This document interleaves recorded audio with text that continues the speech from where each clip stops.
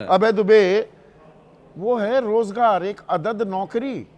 हम जब demographic dividend की ताल ठोकते हैं कि 35 साल से कम 65% आबादी है हमारे देश की, तो वो रोजगार को लेकर जितना अवेलेबल लेबर फोर्स है वो भी लगातार घटता जा रहा है। साल दर साल युवा मार खा रहे हैं, लाठी बांधी जा रही है उन पर, पर्चे लीक हो रहे हैं। युवा का निर्माण जरूरी है राष्ट्र निर्माण में, या कोई और निर्माण की जरूरत है पहले? संदीप जी, आप बड़ी गड़बड़ बातें करते हैं। ये सब बातें करना, मैं आपको चेतावनी भी दे रहा हूं और सलाह भी दे रहा हूं कि ये सब बातें करना बंद कर दीजिए आप। जब वो विकसित भारत की बात करते हैं तो आप प्रति व्यक्ति आमदनी का सवाल उठा देते हैं। कभी आप किसानों की आमदनी का सवाल उठाते हैं, कभी उनकी आत्महत्या का सवाल उठा देते हैं। तो फिर और सबसे बुरी बात यह है कि आप बेरोजगारी की बात करते हैं। ये बात आपकी, मेरे ख्याल से जितनी आपने आज बुरी बातें की हैं उसमें सबसे ज़्यादा बुरी बात है। और जब आप हमारे राष्ट्रीय सुरक्षा सलाहकार अजीत डोभाल की चर्चा करते हैं, तब हमें ये याद नहीं रहता कि अजीत डोभाल विवेकानंद फाउंडेशन से होकर सरकार में आए हैं। विवेकानंद फाउंडेशन, जिसमें नृपेंद्र मिश्रा थे, जिसके अंदर विवेक देबरॉय थे, जिन्होंने मोदी जी की सरकार को संभाला, राष्ट्रीय स्वयंसेवक संघ की विवेकानंद फाउंडेशन से हो या ना हो, मुझे इससे कोई सरोकार नहीं। मेरा सरोकार विवेकानंद से जरूर है। विवेकानंद जिस आइडिया ऑफ इंडिया की बात करते थे, क्या वो कभी इस हिंदू राष्ट्र की ये जो परिकल्पना आज की जा रही है, विवेकानंद ने कभी इसका साथ दिया? कभी ये सपना देखा? 1896 का उनका सैन फ्रांसिस्को का सबसे मशहूर भाषण, इनमें दम है तो सुन लें या सुना दे सबको। ठीक बात। संदीप जी, ना तो इनका विवेकानंद के विचारों से कोई सरोकार है, ना इनका अंबेडकर के विचारों से कोई सरोकार है, ना गांधी के विचारों से सरोकार है, ना सरदार पटेल और सुभाष चंद्र बोस के विचारों से इनका कोई सरोकार है। राष्ट्रीय स्वयंसेवक संघ एक सांस्कृतिक संगठन नहीं है। राष्ट्रीय स्वयंसेवक संघ एक राजनीतिक संगठन है। उसी के गर्भ से निकली हुई भारतीय जनता पार्टी देश में चुनाव लड़कर सत्ता पर काबिज है और उसके जरिए संघ सत्ता के ऊपर काबिज है। इस देश में आप सही तरीका ये होगा, ये भाजपा की सरकार नहीं है, ये भाजपा हाइफन संघ की सरकार है, या संघ हाइफन भाजपा की सरकार है। तो इसमें जब सरकार कहती है, ऐसी बात नहीं है, सरकार तैयारियां करती है, कोशिश करती है। प्रधानमंत्री कौशल विकास योजना शुरू हुई, पर इस योजना में 1,37,24,226 लोगों का कौशल विकास तो हुआ, नौकरी मिली सिर्फ 21 लाख को, 18% से भी कम। और प्रधानमंत्री इंटर्नशिप योजना में 95 कैंडिडेट्स को ऑफर लेटर मिले हैं, 95 लोगों को। 2024 अक्टूबर से अब तक हर साल 20 लाख लोगों की इंटर्नशिप होनी थी। देखिए, आपका जो आक्रोश है वो अपनी जगह है। इस आक्रोश में हम भी अपनी आवाज मिला सकते हैं, शीतल दी भी अपनी आवाज मिला सकते हैं, विजय भाई भी अपनी आवाज मिला सकते हैं। हम सब लोग इस आक्रोश में, दिवांग भी आवाज मिला सकते हैं। हम सब लोग इस आक्रोश में अपनी आवाज मिला सकते हैं। एक अहम सवाल आया है, रोशन लाल भट्ट हैं, उत्तराखंड वासी हैं, बागेश्वर में रहते हैं। वो कह रहे हैं क्या ट्रंप ने जो झटका दिया उसकी वजह से विकसित भारत का नारा हिंदू राष्ट्र में बदल गया? नहीं, वो पहले से चल रहा है। मैं तो पहले आपके मंच पे ये कह चुका हूं कि 2024 में बहुमत खोने के बाद में इन लोगों ने तय किया कि इनका जो कट्टरपंथी कोर वोट है, उस कोर वोट को 15% से बढ़ाकर 25% तक ले जाना है।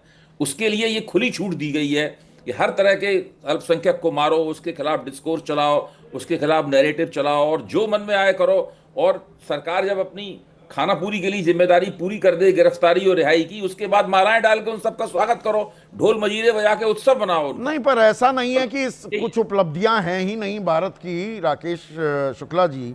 भाई, जीडीपी 3 गुना हो गई है, सबसे तेजी से बढ़ती हुई अर्थव्यवस्था है, 7.4% पिछली तिमाही का हमारा विकास दर था, और निर्यात भी 2 गुना हो चुका है, डिजिटल लेन देन 9 गुना हो चुका है।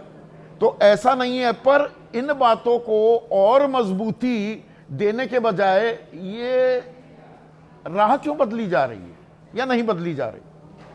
नहीं, राह तो कहीं नहीं बदली जा रही। देखिए, हिंदू राष्ट्र कागज में नहीं है, लेकिन 14 अगस्त 1947 को हिंदू राष्ट्र की नींव पड़ी, जब भारत और पाकिस्तान का बंटवारा हुआ। तो अपने लंदन के वकील थे, उन्होंने सीमांकन किया कि जो हिंदू बहुल इलाका भारत में रहेगा, मुस्लिम बहुल इलाका पाकिस्तान में जाएगा। अब आधिकारिक तौर पे घोषित नहीं हुआ, लेकिन 15 अगस्त 1947 नहीं, को, आधिकारिक तौर पर पाकिस्तान में घोषित हुआ ना, वो इस्लामी मुल्क है, हमने कहा हम सेकुलर मुल्क है। हाँ वही हम कह रहे हैं कि कागज पे ये घोषित नहीं हुआ कि हिंदुस्तान जो है हिंदू राष्ट्र है भारत, ये नहीं हुआ, लेकिन मानस तैयार हो गया था। मानस किसका? आरएसएस का या देश का मानस? मैं कह रहा हूँ, आप सुनिए तो पहले मेरी बात। अब आपने बहुत सारे मुद्दे उठाए, नहीं, मैं पहले उसी पे मैं उस पे आ रहा हूँ, मैं उसी चलिए, पे आ रहा हूँ। आपने बहुत सारे मुद्दे उठाए।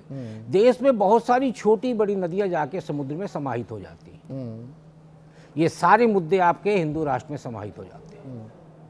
अब हमें ये तो आरएसएस की सोच है ना, आरएसएस ने संविधान ही नहीं माना, 52 साल तक तिरंगा नहीं लहराया।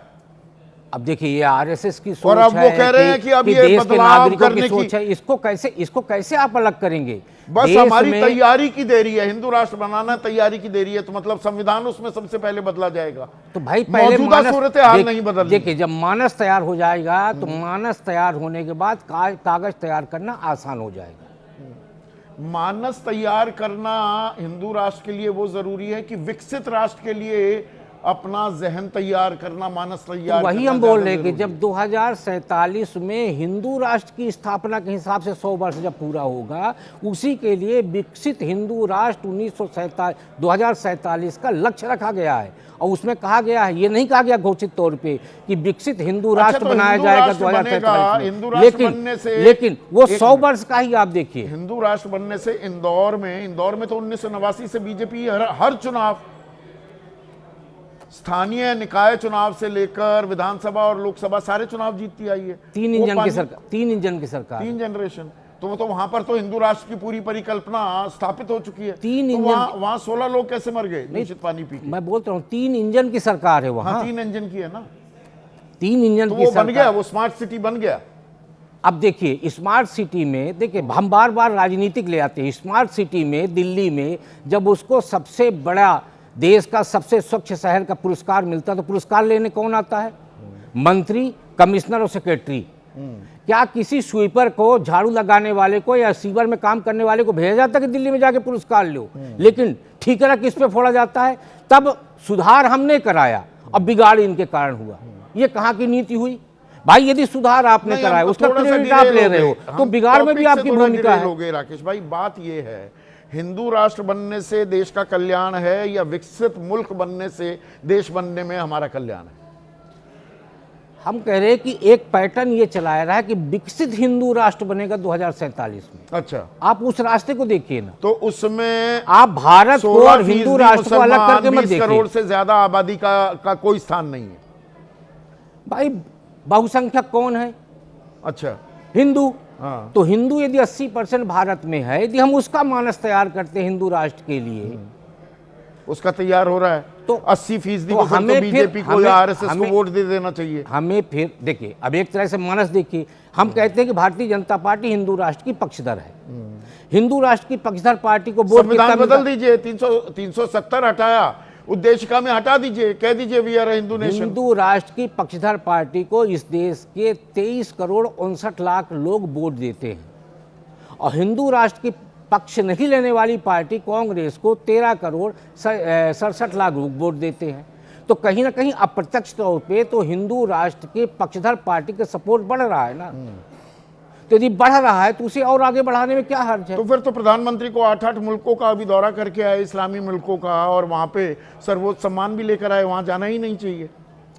तो मैं क्या बोल रहा हूं कि हिंदू राष्ट्र को पटवारी के प्रमाण पत्र की आवश्यकता नहीं है, मानस की आवश्यकता है, और तो वही मानस तैयार किया बनाया जा जाएगा कि अजित डोभाल कहेंगे कि सदियों पुराना प्रतिशोध लेना है, मन में आग होनी चाहिए। अब यार युवा पीढ़ी को संबोधित कर रहे हैं, तो नई पीढ़ी के सामने एक नया विकल्प तो, नया संकल्प तो रखना पड़ेगा।